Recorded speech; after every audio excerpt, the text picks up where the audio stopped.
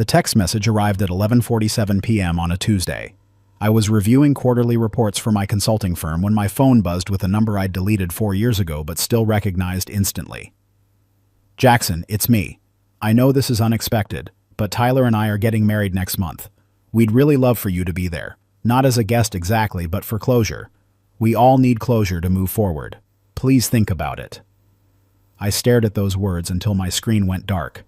Then I typed back 3 words that would somehow unleash chaos I never saw coming. No thanks. My name is Jackson Hayes. I'm 42 years old, and 4 years ago my wife of 11 years destroyed our marriage in the most cliché way possible. She cheated with her male best friend, the guy she'd always sworn was just a friend, the one I'd been told I was crazy for worrying about. Tyler Morrison had been in our lives since college, always hovering around the edges of our relationship like a shark circling a boat. The discovery wasn't dramatic. No catching them in our bed, no lipstick on a collar, nothing like the movies. It was a Friday afternoon when I came home early from a business trip. The house was quiet, too quiet. I found her laptop open on the kitchen counter, messages on the screen that made my stomach drop. Months of conversations, plans to leave me, declarations of love that should have been mine. When I confronted her, Emma didn't even try to deny it. She just looked at me with this strange mixture of relief and defiance. I didn't mean for it to happen, Jackson, but Tyler understands me in ways you never have. We've been fighting it for years. Years. They'd been fighting it for years while I worked 60-hour weeks building my consulting business, thinking I was securing our future, while I planned anniversary trips and remembered her mother's birthday and tried to be the husband I thought she wanted. The divorce was quick. No kids to fight over, just assets to split. Emma took her half and moved into an apartment with Tyler before the ink was dry on our papers. I threw myself into work, moved to a new city, started fresh. Built something bigger and better without the dead weight of a marriage that had apparently been dying long before I noticed. Now here she was, 4 years later, asking me to attend her wedding for closure. I set my phone down and went back to my reports. The audacity of some people never ceased to amaze me, but that 3-word response apparently wasn't enough for Emma and Tyler. 2 days later, my phone buzzed again. This time it was a longer message. Jackson, I understand you're probably still angry, and you have every right to be, but Tyler and I have spent years building our relationship on honesty and openness. Part of that means acknowledging the pain we caused. Your presence at our wedding would mean we've all moved past what happened. It would show everyone that there are no hard feelings, that we can all be mature about this. Please reconsider. It would mean so much to us, and I think you'd find it healing. Healing. She wanted me to find it healing to watch her marry the man she cheated on me with. I called my brother Nathan, who'd been my rock through the divorce. He answered on the second ring. Let me guess, Nathan said. Emma's still texting you about the wedding. How'd you know? Because she's been messaging Kelsey too. Kelsey was Nathan's wife, who'd been friends with Emma before the affair. Apparently they're reaching out to everyone from your old circle, making sure people know they've done the work and want to start their marriage with a clean slate. A clean slate that requires my blessing? Something like that. Kelsey told her you wouldn't come. Emma said she just needs to hear it from you directly. I rubbed my temples. I already said no. Then say it again. Hell, block her number if you have to. You don't owe her anything, Jackson. Not your presence, not your forgiveness. Definitely not your stamp of approval on her wedding to the guy she cheated with. Nathan was right, of course. But something about Emma's message bothered me. The entitlement in it. The assumption that I should help her feel better about what she'd done. Like I was some supporting character in her redemption story. I'll handle it, I told Nathan. That evening I crafted a longer response. Professional, clear, final. Emma, I appreciate that you're trying to make peace with the past, but my presence at your wedding wouldn't provide closure for me. I moved on from our marriage years ago. I wish you well, but I won't be attending. Please respect this boundary. Her response came within minutes. You moved on? Really? Because from what I hear, you haven't dated anyone seriously since we split. Maybe you haven't moved on as much as you think. This wedding could help you let go. Tyler and I want to help you heal. My jaw clenched. She'd been keeping tabs on my love life, and now she was trying to tell me what I needed to heal? I didn't respond. Instead, I blocked her number and tried to forget about it. But Emma wasn't done. 3 days before her wedding, my phone started ringing with numbers I didn't recognize. Then the emails started coming to my business account. Friends from our old life, mutual acquaintances, even Emma's sister reached out. The message was always the same. Emma and Tyler were worried about me. They'd noticed I wasn't coming to the wedding. They wanted to make sure I was okay. They thought maybe I was too heartbroken to face them.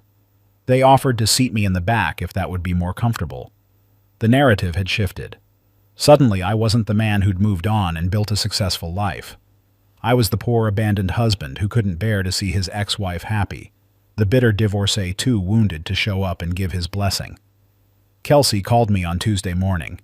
"Jackson, you need to know what's happening. Emma's been telling people you're having a breakdown.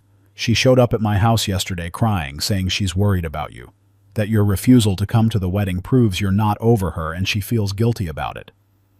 "I'm not having a breakdown," I said evenly. "I'm running a business and living my life." "I know that. Nathan knows that. But Emma's spinning this whole victim narrative where she's the concerned ex-wife worried about your mental health. Some people are actually buying it." Something cold settled in my chest. This wasn't about closure. This had never been about closure. Emma needed me at that wedding to validate her story, to prove that I'd forgiven her, that what she did wasn't that bad, that everyone could move forward like adults. My absence was threatening that narrative. I'm going to pause here and ask you something. If you're finding this story interesting so far, please hit that subscribe button and turn on notifications. Stories like this take hours to research and write, and your support means everything. Drop a comment below about what you think I should do. And if you've ever dealt with an ex who wouldn't take no for an answer, I'd love to hear your story. Now let's get back to what happened next. Thursday afternoon, 2 days before the wedding, I got a call from an unknown number. Against my better judgment, I answered.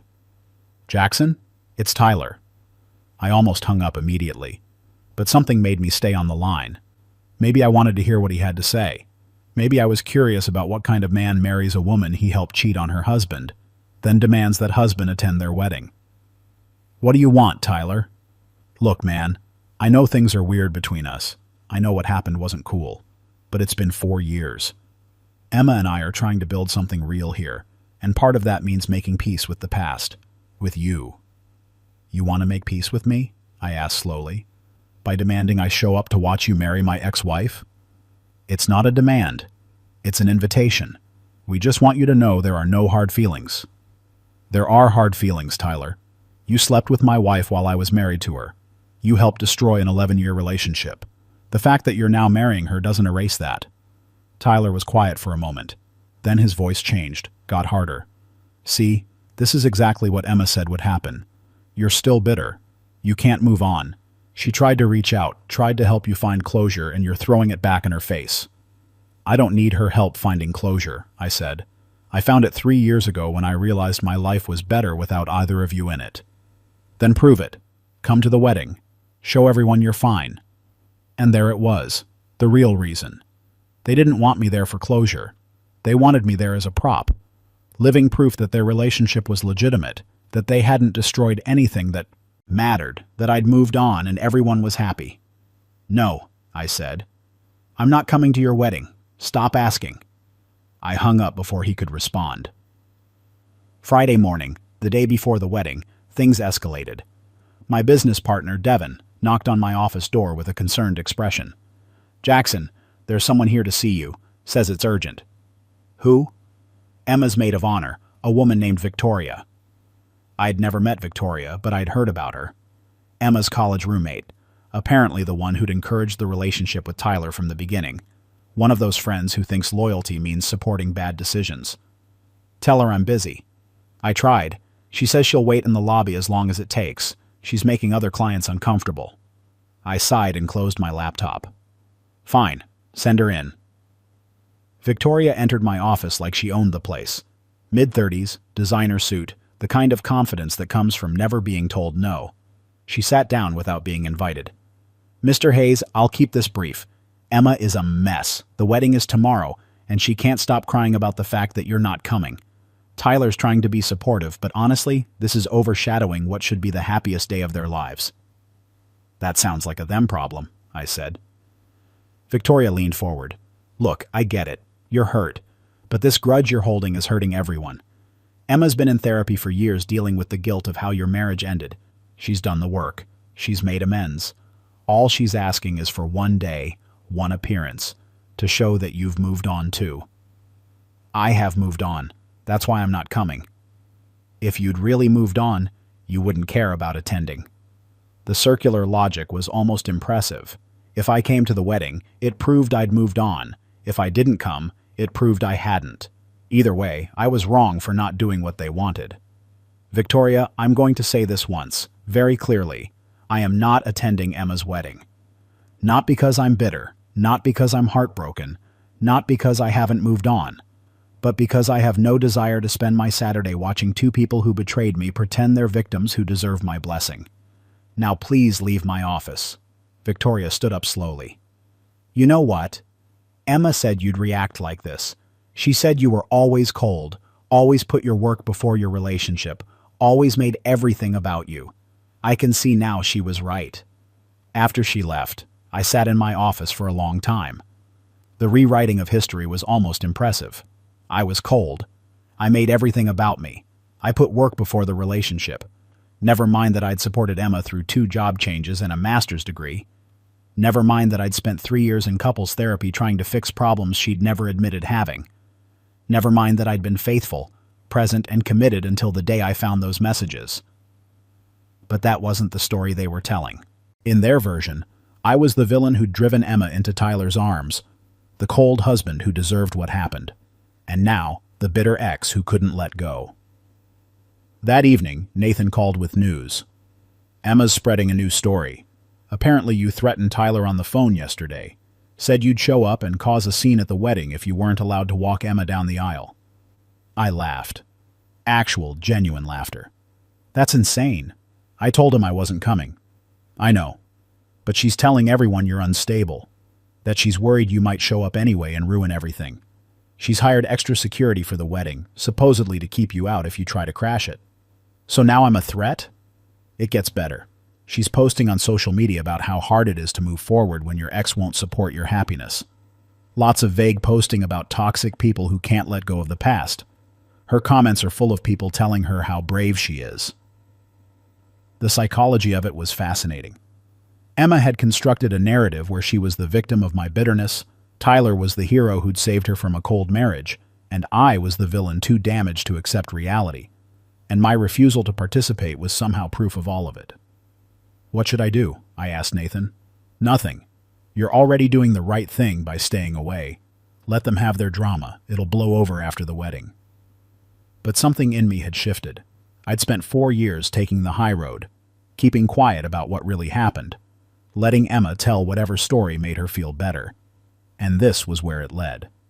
To me, being painted as unstable because I wouldn't give her the validation she wanted. Maybe it was time to stop taking the high road. Saturday morning, wedding day, I woke up to 14 missed calls and twice as many text messages. Something had happened. I scrolled through the messages. Most were from people I barely knew, asking if I was okay, if I needed to talk, if I was getting help. A few were more direct. Did you really do this? This is too far, Jackson. Get help. I opened social media and immediately understood.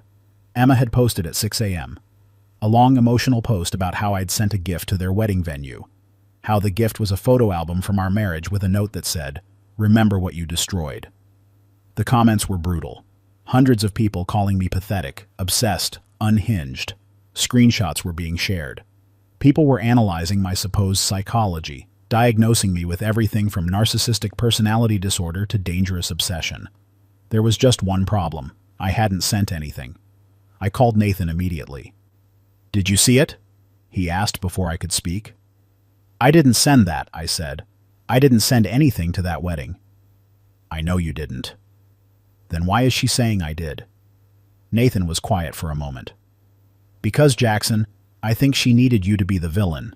When you wouldn't play along, she created a reason for people to think you were." I felt something cold spread through my chest. She faked it? The photo she posted of the album looks staged, wrong angle, convenient framing. And the note doesn't sound like you at all. Too dramatic. But none of her followers care about that. They see what they want to see. I sat down heavily. This wasn't just about a wedding anymore. Emma had committed to a narrative so completely that she was willing to fabricate evidence to support it. What do I do?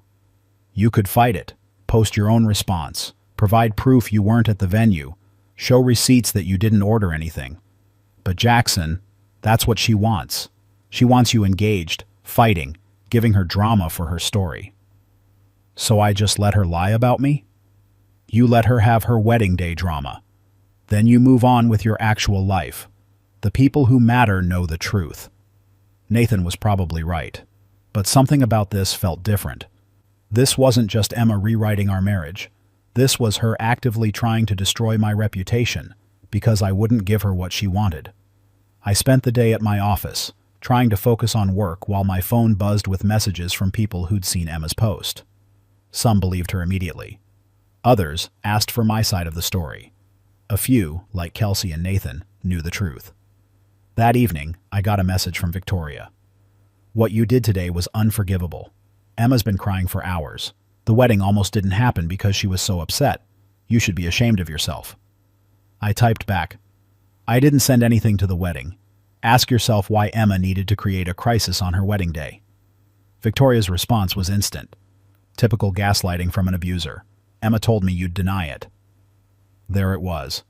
Not just a cheater or a villain in their story, but an abuser. The label that makes everything you say suspicious, every defense another layer of proof. I blocked Victoria's number and tried to focus on actual work, but my mind kept circling back to the same question. Why did Emma need this so badly? Why couldn't she just get married and leave me out of it? The answer came a week later from an unexpected source. I got a message on LinkedIn from someone named David Paulson. The name seemed familiar, but I couldn't place it until I opened his profile. Tyler's college roommate. Someone I'd met exactly twice during the 11 years Emma and I were married. Jackson, we need to talk. It's about Emma and Tyler. I have information you need to hear. Can we meet for coffee? Every instinct told me to ignore it, to stay out of their drama, let them live their lives, move on with mine. But curiosity won.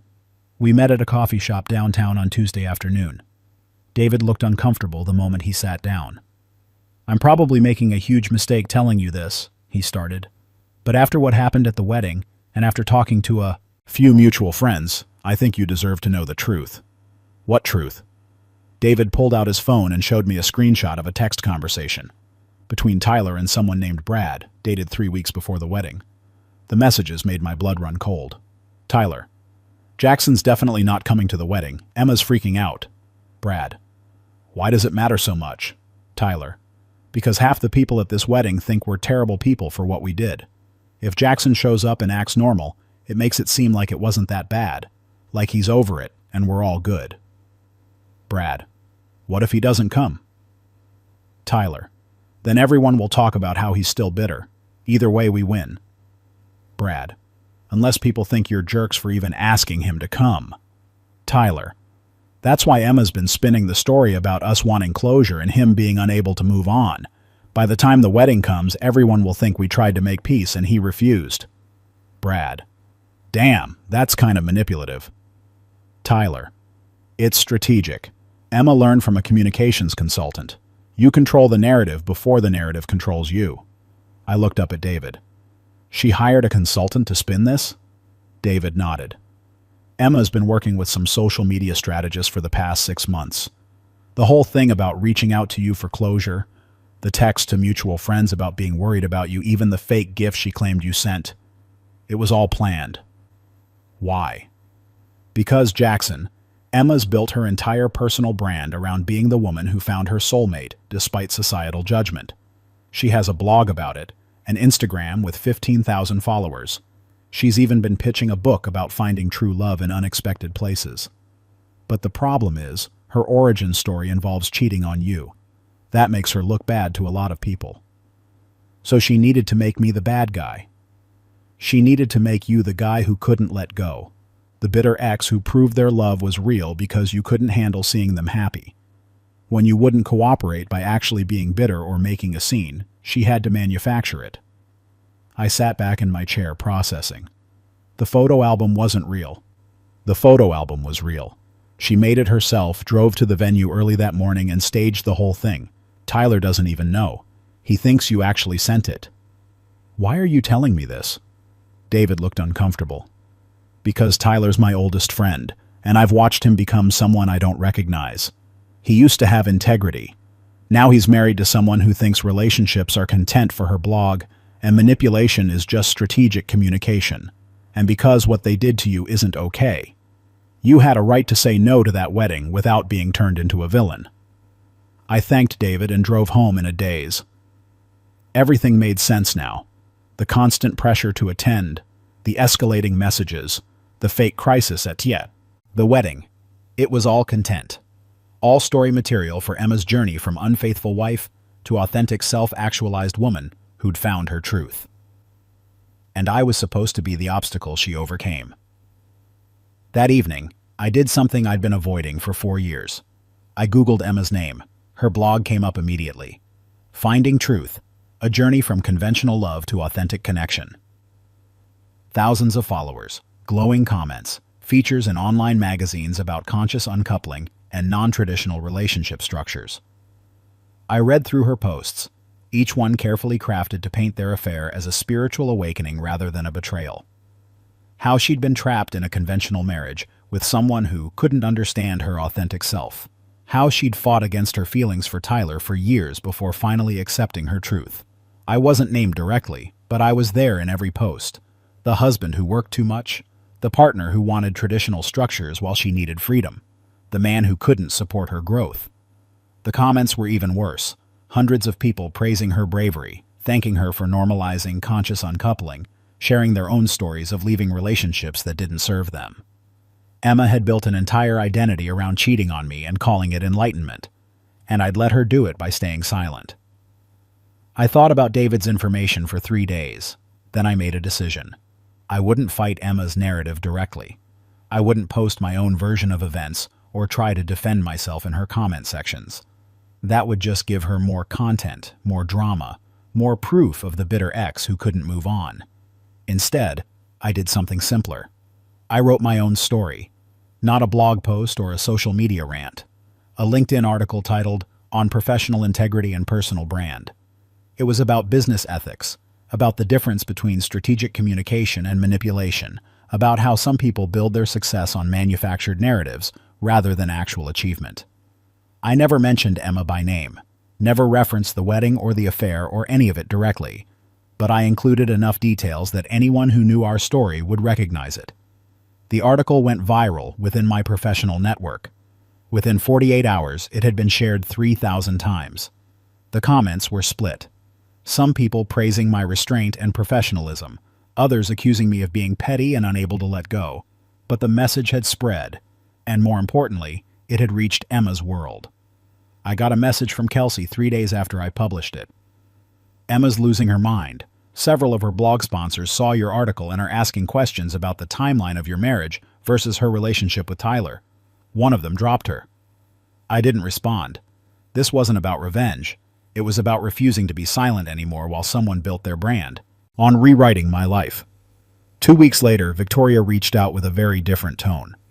Jackson, we need to talk. There are some misunderstandings that need to be cleared up. Emma wants to apologize for any confusion about the wedding situation. Confusion? I typed back. Is that what we're calling it now? Look, things got out of hand. Emma was stressed about the wedding, and maybe some of her posts weren't as accurate as they should have been. But you writing that article and getting her sponsors involved crosses a line. I wrote an article about professional ethics. If Emma saw herself in it, maybe that says more about her than it does about me. Victoria didn't respond for an hour. Then, Emma's willing to issue a statement clarifying that the gift incident was a misunderstanding. She'll remove those posts and stop talking about you publicly. In exchange, you take down your article and we all move on. No, I wrote back. What do you mean, no? I mean I spent 4 years being quiet while Emma rewrote our entire relationship to serve her narrative. She turned my marriage into content, my privacy into a plot point, and my silence into proof of her story. Now she wants me to be quiet again because the truth is affecting her brand. The answer is no. You're going to ruin her career over this? Emma ruined her own career by building it on lies. I'm just refusing to help maintain them anymore. The fallout was exactly what you'd expect. Emma's blog went private. Several more sponsors dropped her. The book deal she'd been working on fell through. Tyler sent me an angry message calling me vindictive and obsessed. But something interesting happened too. I started getting messages from other people, men and women who'd been cheated on, whose exes had rewritten history to make themselves the heroes. People who'd stayed silent to take the high road, while their former partners turned betrayal into triumph stories. They thanked me for speaking up, for showing that silence isn't always the answer, that sometimes the high road just means letting bad people control the narrative. I also got messages from people who thought I was petty, who said I should have just let Emma have her happiness, who accused me of being unable to move on. I didn't respond to either group, because here's what I'd learned. Some people will always see you as the villain in someone else's story. You can't control that. You can only control whether you let them tell that story unchallenged. Today, 6 months after the wedding I never attended, my life looks like this. My business has grown by 30%. I'm dating someone kind and honest who treats relationships like partnerships instead of content opportunities. I bought a house with a workshop where I build furniture on weekends. Emma's blog is gone. The Instagram account with 15,000 followers disappeared. Tyler's business took a hit when some of his clients saw the text. Screenshots David shared with me. They're still married, as far as I know, but the fairy tale they tried to sell the world has been replaced by something quieter. I don't think about them often. When I do, it's not with anger or satisfaction or bitterness. It's with something closer to relief. Relief that I'm not in that marriage anymore. Relief that I didn't attend that wedding. Relief that I finally stopped being silent when someone tried to turn my life into their redemption arc. The lesson isn't about revenge or punishment. It's about boundaries. About understanding that sometimes the most powerful thing you can do is refuse to participate in someone else's story about you. Emma wanted me at her wedding to prove she was the hero who'd overcome a bad marriage and found true love. She needed my presence, my blessing, my participation in the narrative she'd created. By refusing to give her that, I took back something she'd been using for years. My story. She can tell whatever version of our marriage she wants, but she can't make me a character in it anymore. If this story resonated with you, I'd appreciate if you'd subscribe to the channel. Share your own experiences in the comments. Have you ever dealt with an ex who wouldn't take no for an answer? How did you handle it? And hit that like button to help this video reach other people who might need to hear it. Sometimes the best closure is the closure you give yourself by walking away and refusing to look back. Thanks for watching. I'll see you in the next one.